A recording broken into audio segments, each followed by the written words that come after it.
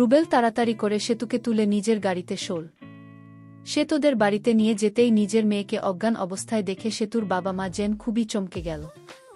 কিন্তু রুবেল তাদের সান্ত্বনা দেওয়ার জন্য বলল যে সে তো শুধুমাত্র ফ্রাস্ট্রেশনে পড়ে জ্ঞান হারিয়েছে। এই বলে রুবেল নিজের বাসায় চলে গেল। কন্যা আগামীকালই তাদের বিয়ে। অনেক প্রস্তুতি এখনও বাদ আছে। পরের দিন দুই পরিবারের মাঝে যেন খুশির পাহাড় নেমে আসে।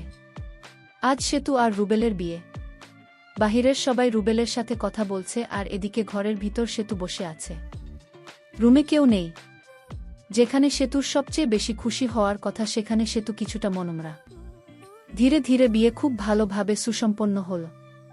বসে যে রুবেলের বাড়িতে প্রবেশ করল।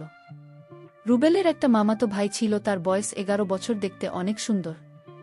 ছেলেটির নাম বাপি। রুবেলের মামাতো ভাইয়ের মা বাবা ছোটবেলায় মারা যায়। তার আর আপন বলতে পৃথিবীতে কেউ ছিল না। আর তাই রুবেল তাকে নিজের বাড়িতে এনে স্কুলে ভর্তি করে দেয়। আর তখন থেকেই রুবেলের মামাতো ভাই তাদের বাসায় থাকে। যাই হোক, আমি যেদিন রুবেলের ঘরে বসে গেলাম তখন দেখতে পেলাম 11 বছরের ছেলেটি বাপিকে। বাপিকে আমি দেখে অবাক হয়ে গেলাম। আমার রুমে যে ছেলেটিকে দেখতে পেতাম ঠিক রবিনের মতো। আমার মনে হচ্ছে এই ছেলেটি আমার রুমে যেত, কিন্তু কেন যেত তার মতো আমি বুঝতে পারিনি। একদিন ঠিকই বুঝতে পেরেছিলাম, সেটা আবার অনেক কৌশলে। এই বিষয়টা পরে বলছি। আমি তখন ছেলেটিকে দেখে আমি তাকে ডাক দিলাম, বাপি তুমি আমার কাছে আসো, তোমার সাথে আমার কথা আছে। আমি ডাক দেওয়ার সাথে সাথে সে আমার কাছে চলে আসলো। আমি তাকে জিজ্ঞেস করলাম, তুমি কতদিন ধরে বাড়িতে আছো? সে বলল, আমার বয়স যখন 5 তখন থেকেই আমি বাড়িতে আছি। তোমার মামাতো ভাই মানে রুবেলের সাথে যে আমার প্রেম ছিল সেটা তুমি কি জানতে? সে বলল, রুবেল ভাই আর তোমার যেদিন প্রথম সাক্ষাৎ করো এবং ভাইয়া যেদিন তোমার সাথে ফোন আলাপ করে তখন আমি সব শুনতাম, তোমাদের প্রেম সম্পর্কে সব জানতাম আগে থেকেই। আমি তার কথা শুনে অবাক হয়ে গেছি। তাহলে কি এই ছেলে আমার রুমে রাতে যেত? কিন্তু কেন যেত এর কিছুই আমি জানতাম না। তবে কেন যেত এটা আমার জানতে হবে। কিছুদিন পরের কথা, আমি যখন বাথরুমে গোসল করতে যাই তখন এই বাচ্চা ছেলেটিকে আমি বাথরুমে দেখতে পাই। আমি যেদিকেই যাই শুধু তাকেই দেখতে পাই। কেন সে আমাকে ফলো করে? আমার কাছে কি চায়? ছেলেটি আমার দিকে বাজে দৃষ্টিতে তাকিয়ে থাকত। আমি তাকে জিজ্ঞেস করলাম, তুমি এভাবে তাকিয়ে কি দেখছো? সে বলল, আমি কিছুই দেখি না। তবে তোমার প্রতি আমার কেন এত মায়া লাগে জানি না। আমার ইচ্ছা করে 24 ঘন্টা তোমার দিকে তাকিয়ে থাকি। আমি বললাম, কি বলছো তুমি? তোমার কি মাথা ঠিক আছে? সে বলল, আমার মাথা ঠিক আছে, তোমার মাথায় সমস্যা আছে। আমি তার প্রতিটি কথা শুনে আমার অবাক লাগত। সে আমার সাথে অদ্ভুত অদ্ভুত কথা বলতো যেটা বড় মানুষও বলতে পারত না। বিয়ের প্রায় আমাদের 6 মাস হয়ে গেল। এদিকে আমার স্বামী আমাকে বলল, আমাদের একটা ক্লিনিক রেখেছিলাম, সেই বিষয়ে কথা বলতে বা কনফার্ম করতে ঢাকা যেতে হবে কিছুদিনের জন্য। পরের দিন আমার স্বামী চলে গেল ঢাকায়। আমি বাসায় একা। আমার শ্বশুর বাড়িতে ছিল শুধু। আমার শাশুড়ি মা অনেক আগেই মারা গিয়েছিল। তারপর রাতের খাবার খেয়ে আমি আমার রুমে ঘুমাতে গেলাম। রাতের মাঝামাঝি সময়ে আমার ঘরে আমি কারো হাঁটার শব্দ শুনতে পেলাম এবং আমি আমার নিজের বাড়িতে যে বিড়ালটা ছিল সেই বিড়ালটা আমার রুমে দেখতে পেলাম। আমি ভয় পেয়ে কান্না করতে লাগলাম। হঠাৎ করে দরজাটা খুলে 11 বছরের ছেলেটি আমার কাছে এসে বলল, কি হয়েছে আপনার? কোনো সমস্যা হয়েছে কি আপনার?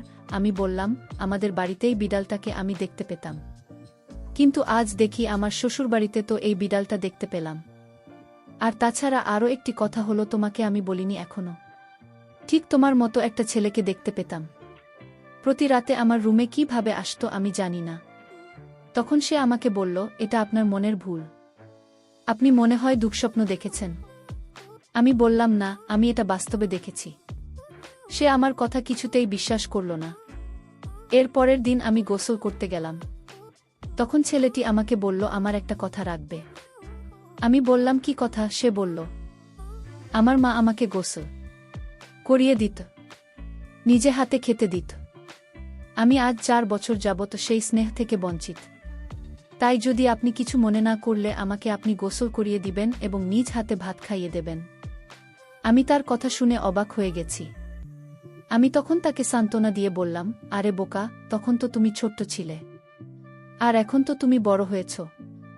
এখন তুমি নিজে নিজে গোসল করতে শিখেছ, নিজ হাতে খাইতে শিখেছ। এখন তো তুমি বড় হয়েছ, আমার কাছে তার এই চাওয়াটা আমার কাছে যেন অদ্ভুত লাগল। সে নিজেই পারে গোসল করতে, কিন্তু আমাকে বলছে গোসল করিয়ে দিতে। সে বলল, কোনো কিছু বলছো না যে আমি তাকে বলেছিলাম? আমি বলেছিলাম তুমি আমার ছেলে না, আর তাই আমি তোমাকে গোসল করিয়ে দিতে পারবো না।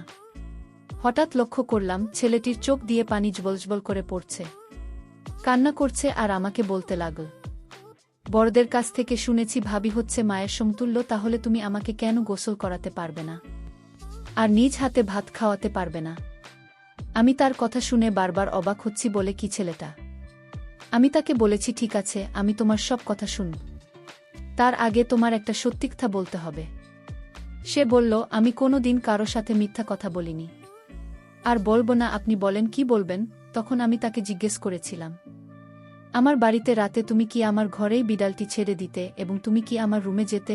তখন সে বলল, আমি যেতাম। তার এই কথা শোনার পর আমার সারা শরীর ভয়ে কাঁপতে লাগল। মাত্র 11 বছরের ছেলেটি কিভাবে আমার রুমে গেল?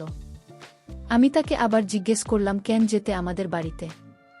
তখন সে বলল, আগে আমাকে গোসল করিয়ে দাও, তারপর বলছি। তার আগে আমি কিছুই বলবো না। তার একটাই কথা, তাকে গোসল করিয়ে দিতে হবে। আমি তাকে সন্দেহ করতে লাগলাম আর ভয় করতাম, কারণ তার যে কোনো উদ্দেশ্য আছে। আমি মনে মনে একটা সিদ্ধান্ত নিলাম তাকে পরীক্ষা করার জন্য। আমি তার মনের উদ্দেশ্য তা জানার জন্য আমি তাকে গোসল করাতে রাজি হলাম। আমি তাকে গোসল করাতে নিয়ে গেলাম। গোসল করার সময় সে কান্না করতে লাগল আর বলতে লাগল, আমার মা বেঁচে থাকলে হয়তো তোমার মতো এভাবে গোসল করিয়ে দিত। 11 বছরের সেই ছেলের কথা শুনে আমি অবাক হতাম। ঠিক আছে, আজ তো তোমায় গোসল করিয়ে দিলাম, তোমার কথা রাখলাম। এখন বলো, এই বিড়াল এবং আমার ঘরে তুমি কিভাবে যেতে? তখন সে যে কথাটা বলল তা শুনে আমার মনে হলো আমার দম বন্ধ হয়ে আসছে। সে বলল, আমার মা মারা যাবার পর আমি আমার মায়ের জন্য কান্না করতাম। আমি আমার মাকে কিছুতেই ভুলতে পারতাম না। আমার মায়ের মুখখানা সবসময় চোখে ভেসে উঠত। আমার রাতে ঘুম আসত না। আমি মামার কোনো কথা শুনতাম না। আমি এদিক সেদিক চলে যেতাম। তখন মামা আমাকে একজন সাধু বাবার কাছে নিয়ে চলে। সাধু বাবা আমায় দেখে বলল, এই ছেলে তার মায়ের জন্য পাগল। সে যদি তার মাকে দেখতে না পায় তাহলে কিছু দিনের ভিতরে পাগল হয়ে যাবে। মামা বলল, তাহলে এখন উপায় কি? সাধু বাবা তখন বলল, ওকে আমি একটা পোষা বিড়াল দিব, আর এই বিড়ালটি যার ঘরে থাকবে সেই ঘরে অবিবাহিত মেয়েটিকে সে তার মায়ের মতো দেখতে পাবে। সাধু বাবা তখন আমার মা আমাকে এই বিড়ালটি দিল এবং বলল যে এই বিড়ালটি যার বাড়িতে রাখবে সেখানেই তার মাকে দেখতে পাবে। মামা তখন এই বিড়ালটি দিয়ে আমায় বলল, আমার সন্তান মানে আমার মামাতো ভাই যাকে বিয়ে করব তার বাড়িতে রেখে আসো। আমি তাই করলাম। এরপর থেকে আপনারা দেখতে মায়ের মতো লাগে, তাই আপনাকে দেখার জন্য আপনার রুমে যেতাম, কারণ আপনি তখন আমার চোখে মায়ের মতো হয়ে গিয়েছিলেন। তাই আপনার মায়া আমি কিছুতেই ভুলতে পারিনি। আর মায়ের কিছুটা অভাব পূরণ করার জন্য আমার মামাতো ভাই আপনাকে বিয়ে করে, কারণ গুণী লোকেরা বলতো ভাবি মায়ের মতোই হয়, আর তাই আপনাকে এ বাড়িতে বিয়ে করে আনা হয়েছে। হয়তো এই সম্পূর্ণ প্ল্যান আমার ছিল, শুধু আমাকে ভালো রাখার জন্য। আমি তার কথা শুনে অবাক হয়ে গেলাম এবং তাকে আমি মায়ের মতো স্নেহ করা শুরু করলাম।